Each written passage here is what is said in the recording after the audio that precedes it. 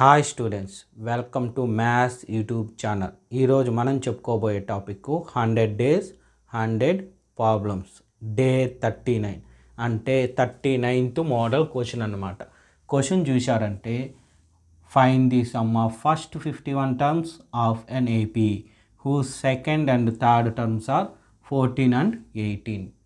So ఇక్కడ ఎటువంటివి ఇవ్వలేదు హింటు, ఓన్లీ రెండు నెంబర్స్ గురించి చెప్పాడు. ఒకటి సెకండ్ టర్ము, రెండోది థర్డ్ టర్మ్. వాటి నుంచే ఏ డి వాల్యూ కనుక్కొని వాడు అడిగిన some of first 51 terms value మనం ఫైండ్ అవుట్ చేయాలి.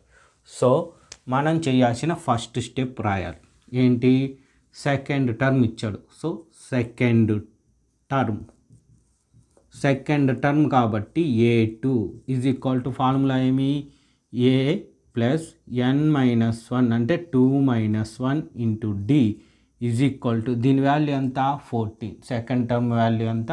14. చూడండి, సెకండ్ టర్మ్ ఏ2కి formula n a plus 2 minus 1 into d is equal to 14. దీన్ని సింప్లిఫై చేస్తే a plus d is equal to 14. ఇది ఈక్వేషన్ 1. సో నెక్స్ట్ ఏమి? థర్డ్ టర్మ్ అంటే A3 ఏమి? A plus 3 minus 1 into d is equal to 18. So దీన్ని simplify చేస్తే a plus 2d is equal to 18. ఇది second equation. ఇప్పుడు ఏం చేయాలి? డీలు ఎక్కువగా ఉండే ఈక్వేషన్ చూడాలి. సెకండ్ ఈక్వేషన్లో ఎక్కువ ఉంది కాబట్టి 2 మైనస్ 1. సో 2 మైనస్ 1 అంటే a plus 2d is equal to 18. Next minus 1 దాని కింద వేస్తాం ఫస్ట్ ఈక్వేషన్. ఏమి? A plus d is equal to 14. Subtraction కాబట్టి సింబల్స్ మారుస్తాం. మైనస్ మైనస్ మైనస్, ఫస్ట్ది క్యాన్సిల్. 2 మైనస్ డి అంటే డి ఈజ్ ఈక్వల్ టు 4. అంటే డి వాల్యూ ఎంత వచ్చింది? 4. Substitute d is equal to 4 in a plus d is equal to 14. First దానిలో substitute చేస్తాం. అంటే a plus 4 is equal to 14. A is equal to 14 plus 4 ఆ side పోతే minus 4. 14 minus 4 అంటే 10. ఏ value ఎంత? 10. ఇప్పుడు ఏం చేయాలి? వాడు అడిగింది ఏమి? Sum of first 51 terms. Sum of first 51 terms అంటే ఏం ఫార్ములా? S51కి ఫార్ములా రాయాలి. అంటే ఏమి? n/2 is equal to 2a plus n minus 1 into d. ఇది ఫార్ములా, ఎస్ఎన్ ఫార్ములా. అయితే n వాల్యూ తెలుసు ఎంతని? 51. సో ఏం రాయాలి? 51/2 ఇంటూ 2 ఇంటూ ఏ ఎంత? 10 వచ్చింది. ప్లస్ n వచ్చి 51 మైనస్ 1, డి ఎంత? 4. చూడండి, డి అంతా 4. దీన్ని సింప్లిఫై చేస్తాం. 51/2. సో 2 10s are 20 ప్లస్ ఇక్కడ చూడండి 51లో 1 సపరేట్ అయితే 50 ఇంటూ 4 అంటే 200. ఈ రెండు మల్టిప్లై చేస్తే 51/2, ఈ రెండు అడిషన్ చేస్తే ఎంత? 220. ఇప్పుడు ఇది cancel. 2 1s are 2 1 10s. So 51 into 11 ఎంత? మల్టిప్లికేషన్ చేస్తే 561 వస్తుంది. అయితే లాస్ట్లో ఇక్కడ 110 కాబట్టి ఇక్కడ ఒక 0 యాడ్ అవుతుంది. సో ఇక్కడ కూడా 0. ఎంత వస్తుంది? 5610. దేర్ఫోర్ వాడు ఇచ్చింది రాసుకుంటాం. ఏం కనుక్కోమన్నాడో అది రాస్తాం. Some of first 51 terms is equal to 5610. ఇది ఆన్సర్. సో ఈ క్వశ్చన్ మిమ్మల్ని 4 మార్క్స్ కడిగే ఛాన్సెస్ ఉన్న క్వశ్చన్ అన్నమాట.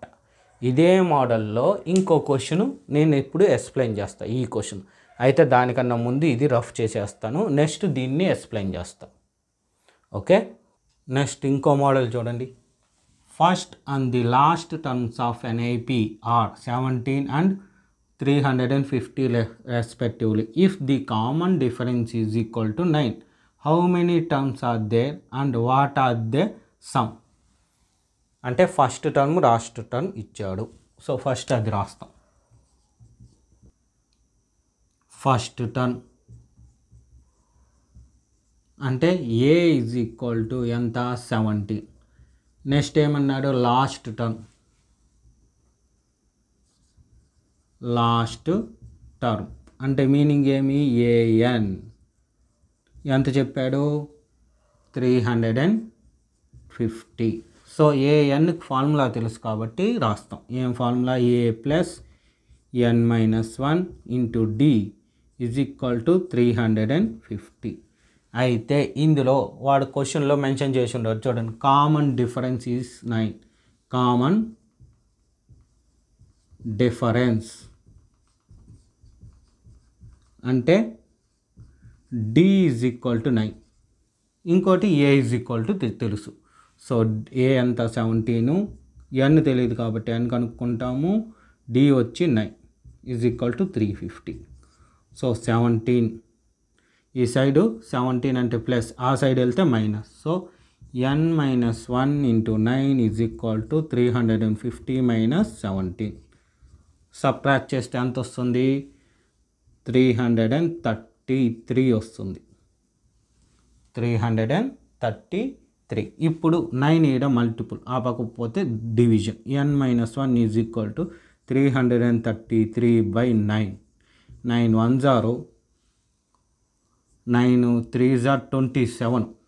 సో 33లో 27 పోతే 6, 9 7s. So n is equal to 37. ఈ -1 ఆ సైడ్ పోతే +1 ఈజ్ ఈక్వల్ టు 38. తర్వాత చూడండి ఇక్కడ క్వశ్చన్లో మనకి హౌ మెనీ టర్మ్స్ అన్నాడంటే 38 వచ్చేసింది. తర్వాత ఏమన్నాడు వాట్ ఈస్ ద సమ్ అంటే ఈ 38 టర్మ్స్కి సమ్ చేయాలి. కాబట్టి సమ్ ఆఫ్